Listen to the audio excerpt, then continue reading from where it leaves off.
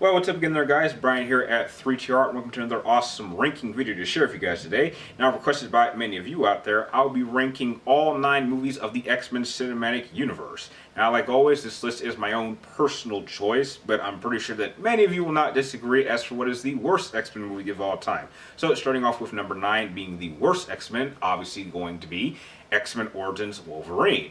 Now, there's really not enough that anyone can say to explain how bad this movie is, except the fact that, in my personal opinion, it just gets a lot of the characters wrong. The action is very clunky. Some of the acting is absolutely terrible. The use of characters is just completely mishandled.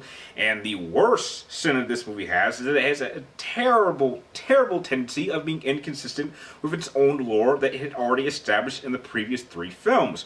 We already knew enough about Wolverine's origins. We knew how he got the adamantium put in his body, and as far as we know, that's all we needed to know about his origins. So it's another one of those examples of sometimes when it comes to certain mysterious characters, it's best not to know about their origins and just leave it in the past. And that's why it's the worst X-Men movie to date.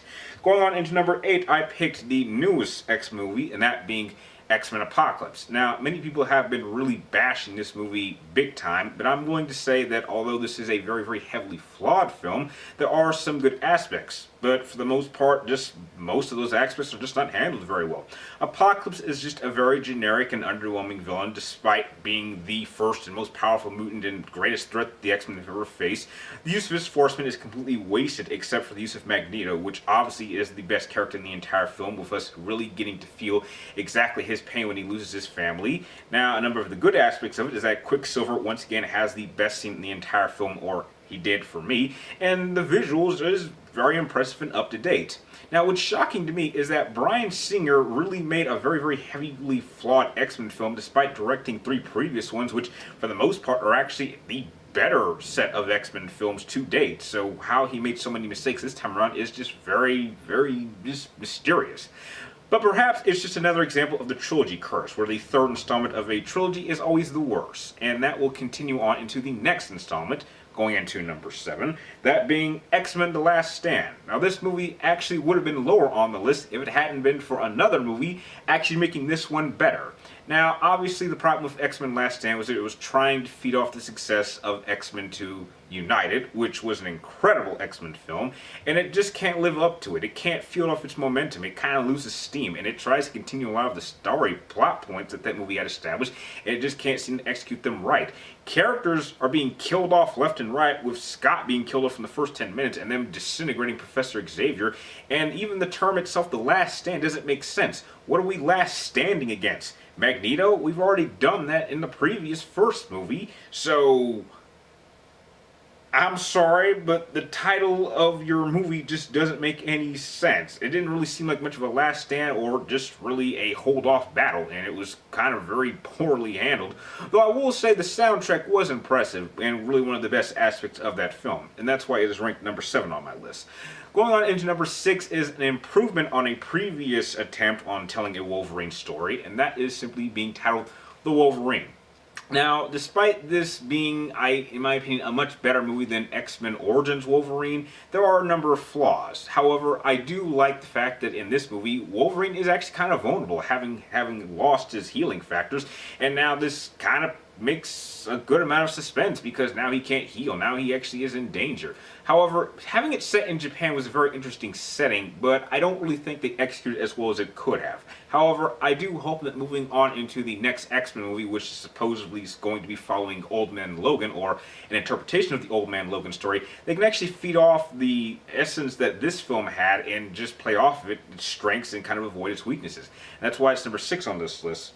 Going on into number 5, we go into the better set of X-Men films, and this one obviously being X-Men, the first film, the one that started it all, back in, I believe, 2000. Now, this movie, even to this day, may seem somewhat dated and might actually look quite old for its time, but I think it did a really good job of actually setting up the standards to which all X movies should be, in my opinion, compared to.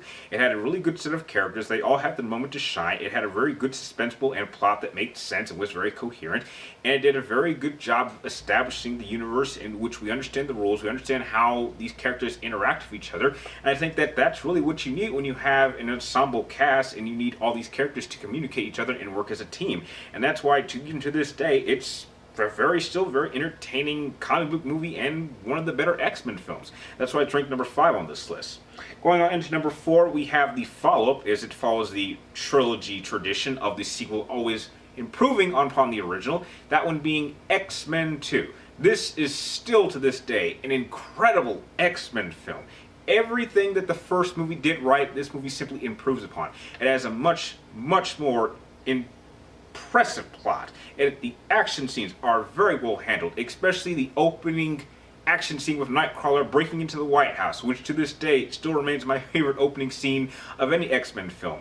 It does a really good job of actually establishing the origins of Wolverine and his connection to William Stryker, which I thought that Brian Cox's performance as Stryker was truly incredible, and actually one of the better villains of the film. Him having to experiment on using mutants in order to get information and wanting to wipe all X-Men or all mutants out using Cerebro was a very interesting plot that I had never even considered in any of the original X-Men continuity comic book stories. So the fact that they were actually able to work off the success of the first film and create an original storyline that was just as suspenseful and really improved on everything the first movie did right makes it one of the all-time greatest comic book movies of all time, in my opinion. And that's why it's ranked number 4 on this list.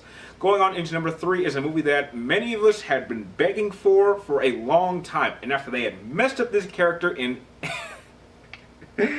X-Men Origins Wolverine, the fans had spoken, and Fox listened to us and gave us exactly what we wanted, and that is the true interpretation of Deadpool. This, in my opinion, this did for X-Men what Spider-Man, The Dark Knight, and Iron Man did for comic book movies. It set an entirely new tone. It pretty much gave us a different type of comic book movie that we weren't really used to. Ryan Reynolds was born to play Deadpool, and he mastered this character. I cannot wait to see what they do with Deadpool 2. I'm sure it's going to be just as entertaining if it doesn't, crush itself under its own weight of its own success. And there's just not enough great things about it. I've seen this so many times since I saw this in theaters, and it's unquestionably a contender for the best movie of the year. And we still have, I believe, 2 more comic book movies coming out which have the potential of outshining it, but it's going to have a really hard time getting past Deadpool, and that's why it's ranked number 3 on my list. Going on into number 2 is a movie which I originally didn't want to go see, but I ended up seeing Green Lantern, but that movie was like absolutely terrible. Then I went to go see this movie, and then I absolutely forgot that I saw Green Lantern when this was out in theaters, and it really did reboot the franchise and put it, in my opinion, in a much better spot than it was when the first set of X-Men movies came out. And that is X-Men not Days of Future Past, that's X-Men First Class. Now, I absolutely liked how they set this movie, I believe, back in the 60s, and it actually used the incident of the Cuban Missile Crisis as the initial setting for the story, as you get to see the relationship between Professor Xavier and Magneto in its beginning stages, and you really can see that there's a generally good friendship, and the chemistry between James McAvoy and Michael Fassbender is truly incredible. In fact, I would say it's like the modern day Al Pacino and Robert De Niro chemistry, because anytime these two guys are on screen in any movie, it is just absolute gold. The action in this movie is very well handled, the character development is very well balanced and handled, and I would even say a number of the story plot points, including even some of the side aspects, were actually very well handled and actually lead into the future film, or the follow-up film, and setting up how things got the way it was. And that's why, to this day, it still remains my second favorite X-Men movie of all time. And that leaves only one installment, which is not only my all-time favorite X-Men film of all time, it is my favorite comic book team movie of all time. It is way better than any of the Avenger films. It's still, to this day, in my opinion, I know some people will disagree, better than Captain America Civil War, and there is absolutely no question in my mind it's going to be absolutely superior to that piece of crap that is coming out that is called Justice League, directed by Zack Snyder. And that is X-Men Days of Future Past.